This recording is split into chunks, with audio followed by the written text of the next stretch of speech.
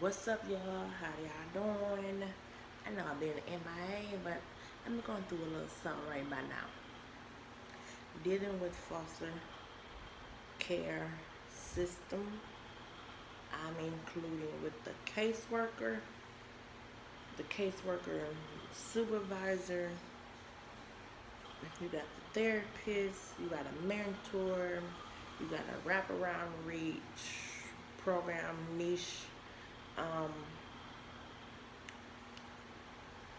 you have a lot of people that you're dealing with, but everybody is not on the same page.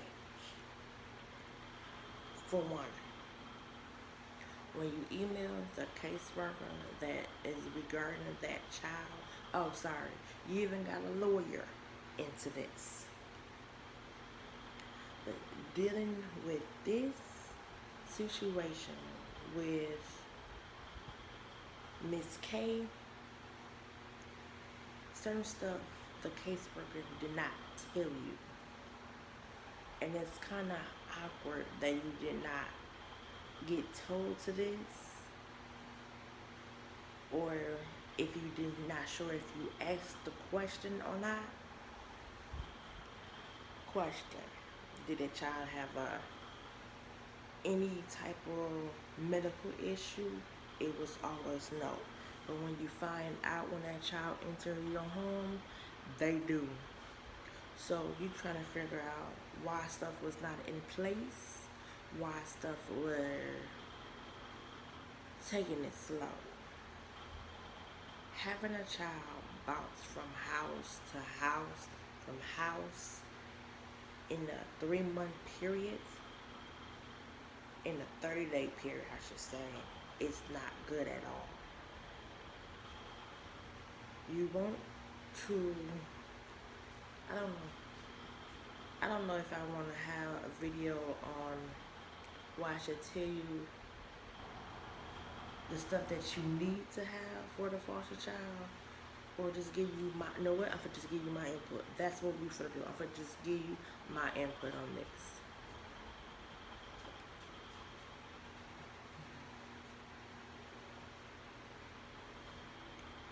Okay.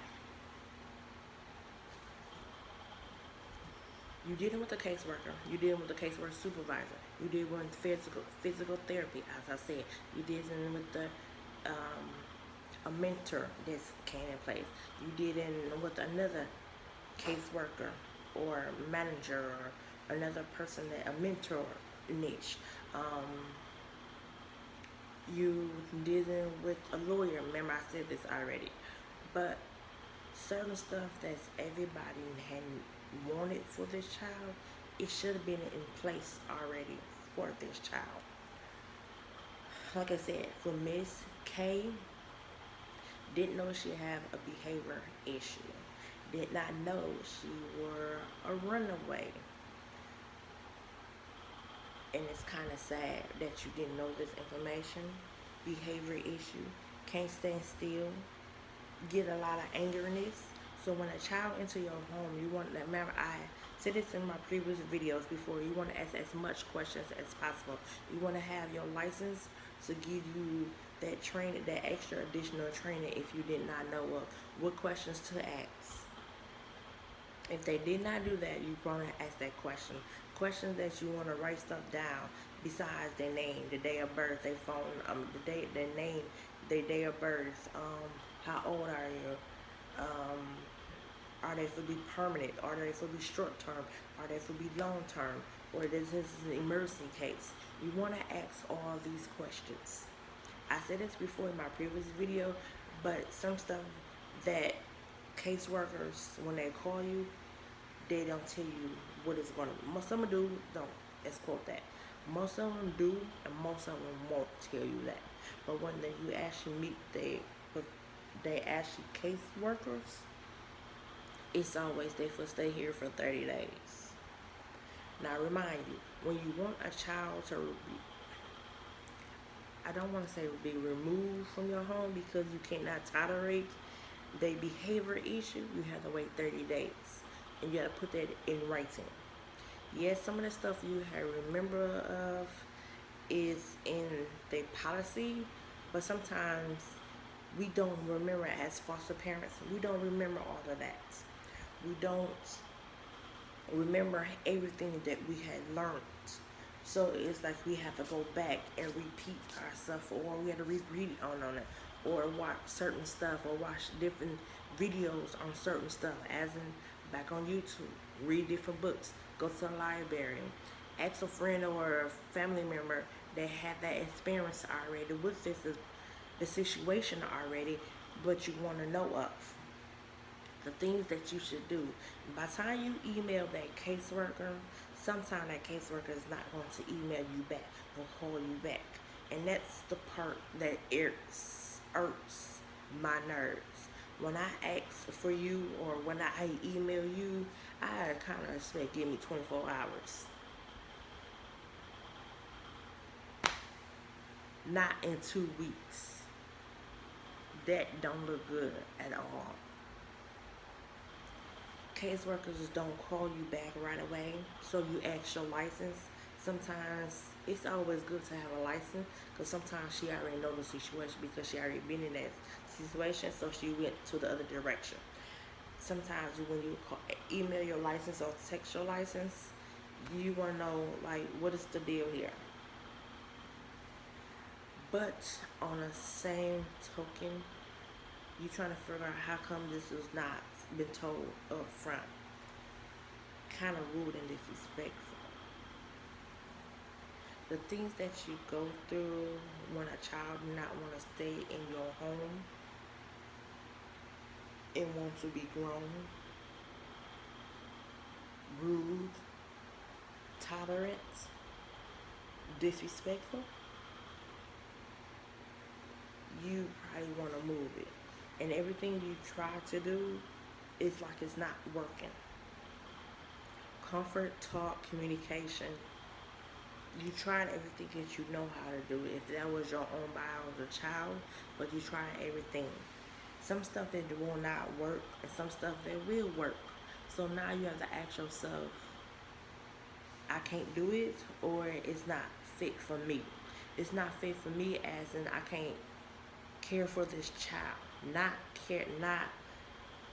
this is not for me as in the foster child, as a foster parent, because we just learned this. It was a lot of information that gave to you, got brought to you, sit on the table, you read it, you went through it, the videos once again. So now you have to learn for what you have learned, but on the same token, them techniques sometimes does not work all the time. Not at all. Not at all. So now you have to figure out different strategies to do, what to do. Email your caseworker again and ask them, can the child get in different programs? How come this child is not into different programs? How come this child is not into different things? So you trying to figure out why. When a caseworker don't contact you personally, it's always through email instead of talk, or also have that one-on-one time, or that visiting, like see how this child behave, even though you already know, but different approach. You trying to figure out what's next, even though you already know this child, but you want to give that other foster parent a heads up.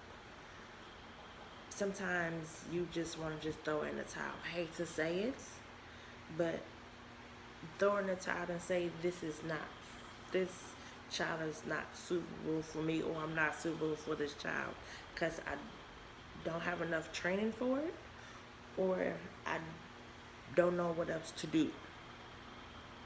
And some kids, they just stuck in their own little ways.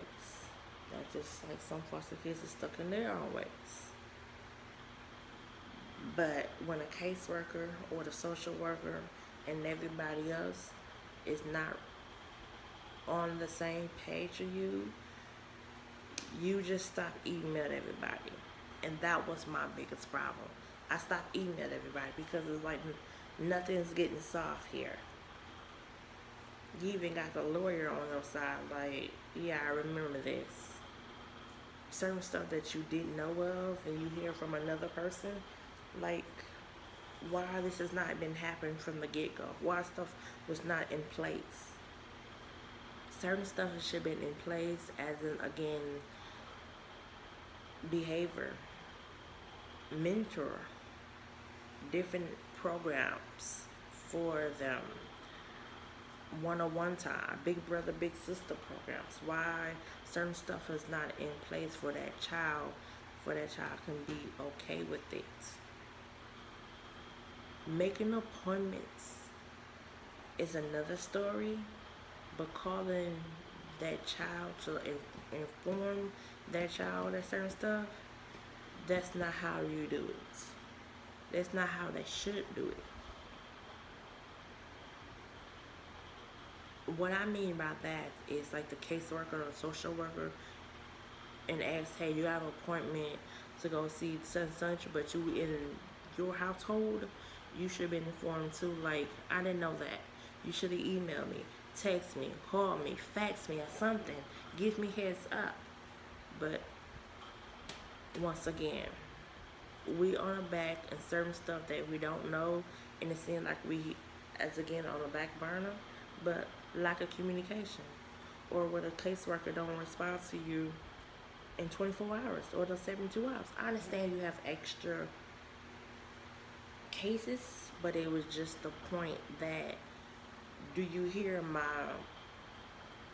problem? Can you solve my problem? Because I'm out of solutions right now. I can't solve my own problem.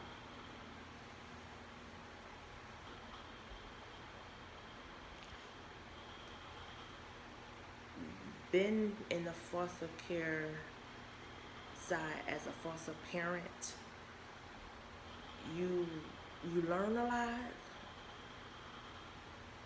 and some stuff you just like, I didn't learn that. I don't remember that. So you have to find different books and different things to do. And some stuff you just, it is right.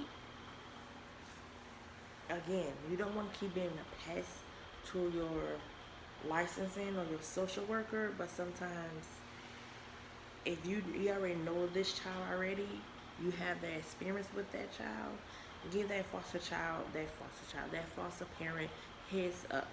That would be the best thing ever. And everybody's supposed to be having a meeting. No one is on the same page. This is your girl Latanya. Click, subscribe, give me a thumbs up.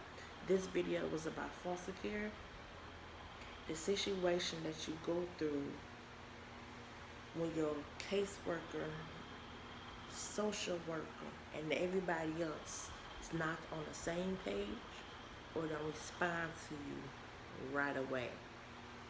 This is your girl Latanya once again. Give me a thumbs up, leave me a comment, hit the notification bell,